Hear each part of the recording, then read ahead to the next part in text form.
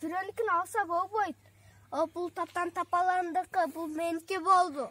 Өкө, менде бир ой бар. Буну эсине беришибиз керек. Балдар, ким акча түшүрдү?